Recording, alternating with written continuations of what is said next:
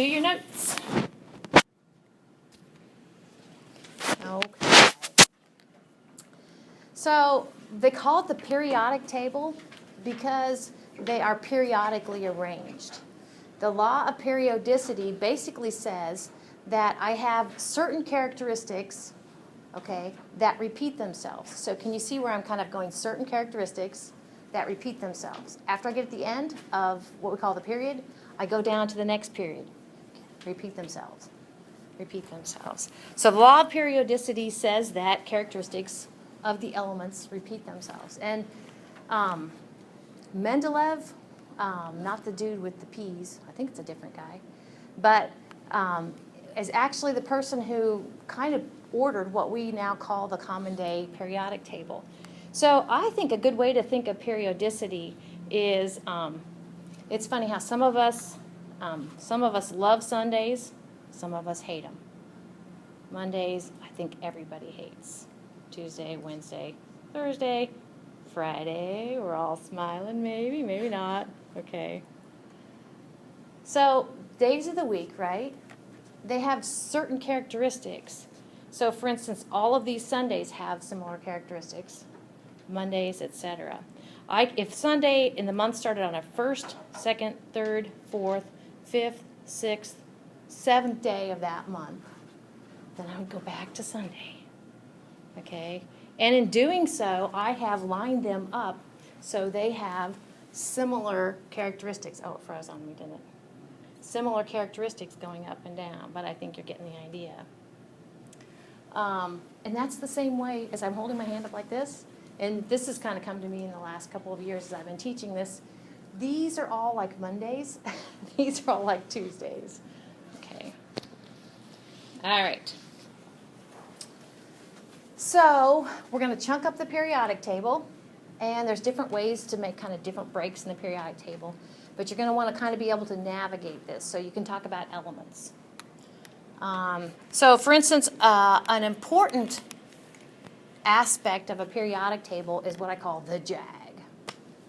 And honestly, I've had a periodic table, I had it for years in a room, and it did not have the jag.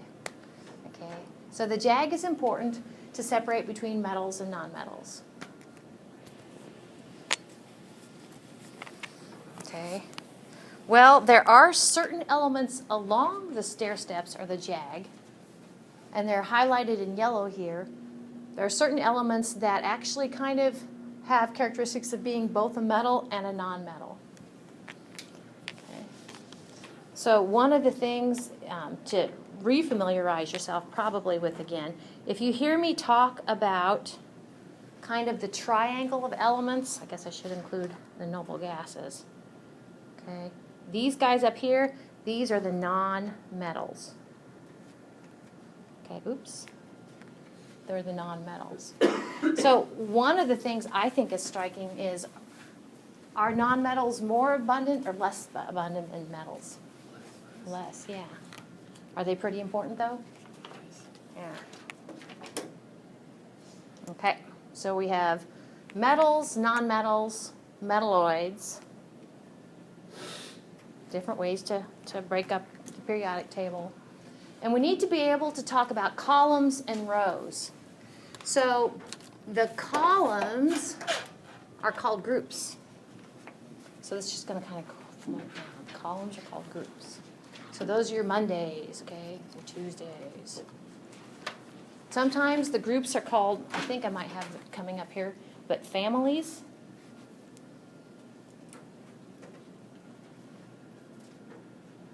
I think you got the idea there. Okay. So we have the groups going up and down. Now, we can also chunk up the periodic table according to main groups, okay, and transition elements. Main groups, sometimes you'll hear me lapse and call them group A elements. Main group and group A elements are all the same. Every period, there's like a new convention to the periodic table, like basically what the columns or the groups are, and then there's the old convention. And of course, you guys know I subscribe to the old convention. On your test on Thursday, you'll get one of these. It won't be green. Okay, but this is what, you know, if you're kind of like, what am I going to run into? Well, you'll have one of these for your test. And you can see my convention, the old convention, and it's up here too, uses the A here and the A's over here. Okay, so when I hit this button, it's going to show you the main group elements, and it's going to be group A's. We have 2, and if you count the columns or groups over there, we have 6. 2 plus 6 is 8. Can you say octet? Okay. So that and those are the main group elements, or group A elements. Okay. So what do we have? What other groups do we have? B, right? So the group B elements can also be called the transition elements. Do you see why I call them group B elements? I bet you do, I bet you do.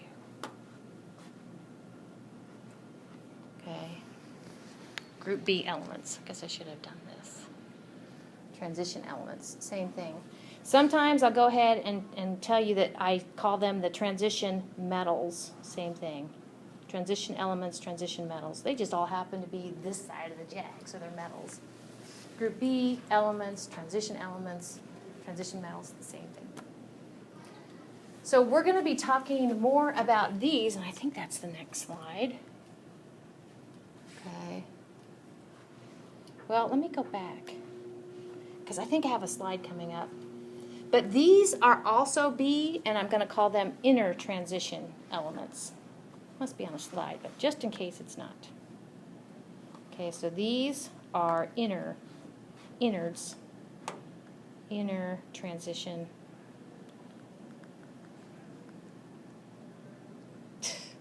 Really?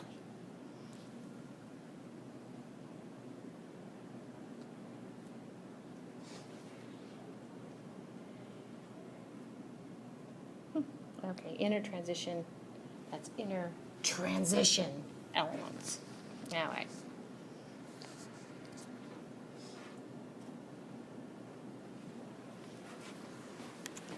The next slide talks about going across. That would be within the same week.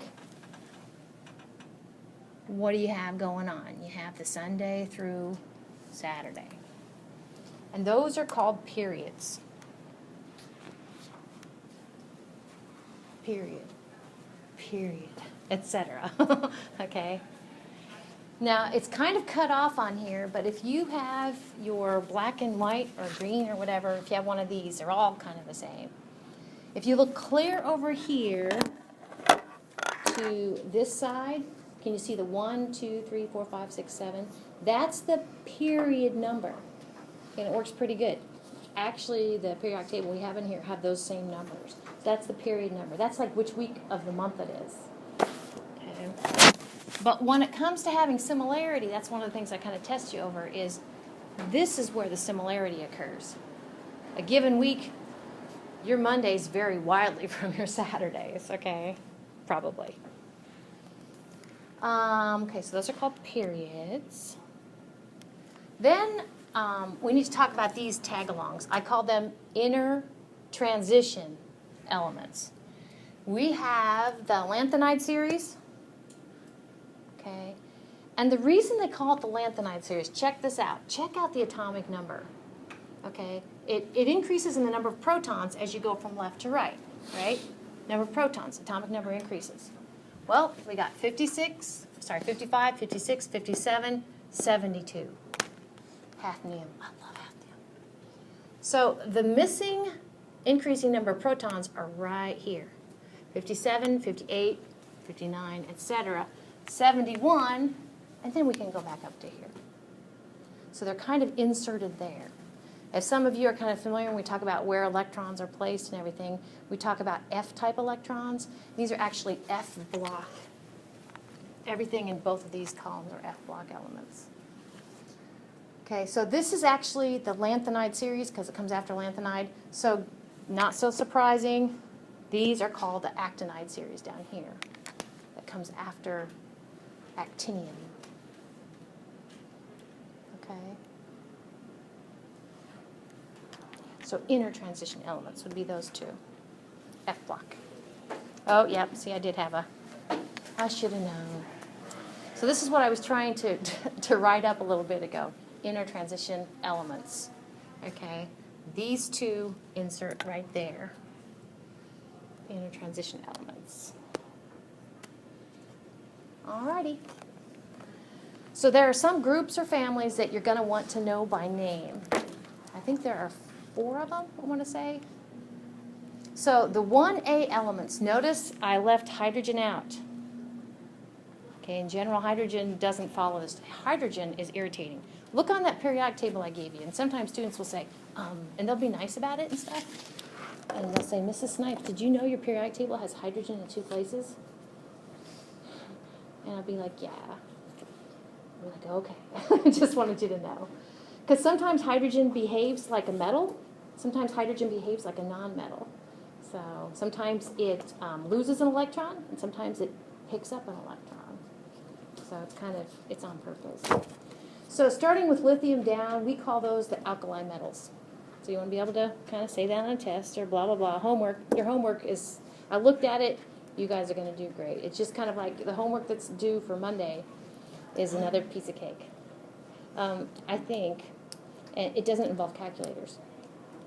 And you're just going to have to kind of do a little bit of detective work. The column or group right next to it, 2A, it has a special name. Those are alkaline earth metals.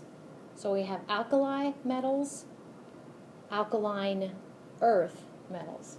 And honestly, the way they both start with A's, which drives me nuts. But the 2A, the second column, has 2 words. Alkaline earth metals. Alkali metals. I know, it's the little things.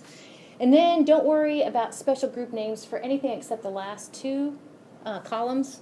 So 7A, you guys may know or not know, but those are called the halogens. And then the last column has several names. You kind of see them listed up there. Group 8A elements are rare gases, noble gases, and inert gases. And it's kind of fun. They're all gases, right? And the other thing is, yes, they are rare, and nobility is rare, okay? And inert means they don't like to play with others. So they are basically inactive, unreactive. So that's kind of how they got their names. 3 names. So know those 4 group names. This is a slide you had before. Okay, it's identical. I'm just going to assume, fair or otherwise, okay, as we kind of flounder through this course, that you know the names of these elements that have with these atomic numbers. So you could go on here and mark them and make sure you know them. Okay.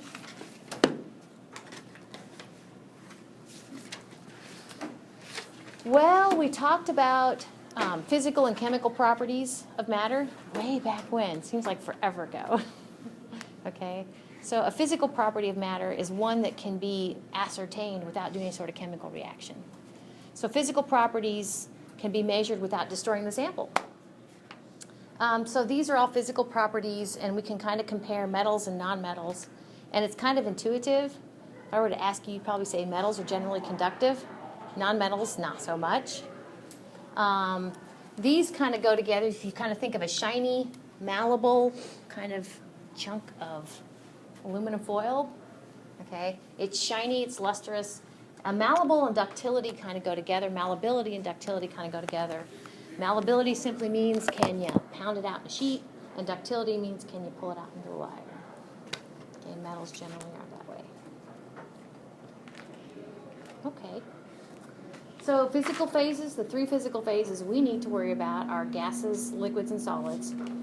A handful of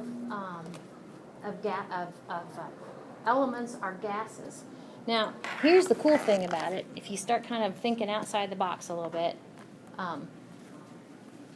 but these are gases under normal conditions on Earth. So on the Celsius scale, you're talking about 20 degrees Celsius. With regard to pressure, you're talking about 1 atmosphere. So, for instance, this is what I mean that I think it's interesting. If we think about traveling to Mars, for instance, okay, Mars' atmosphere has a different density. Mars is a slightly different mass than the Earth. So it's the pressure of the atmosphere in Mars is different. So, and we're going to talk in Gen Chem 2, I think, where pressure has an influence on what physical phase matter will be. Of course, you knew temperature does. Only two liquids, bromine and mercury, and all the rest are solids. Okay. Some pictures. I like that. I like the video we saw. I thought they did a good job. More pictures. And then the homework. So like I said, these are not too bad. You will not need to use your calculator for these.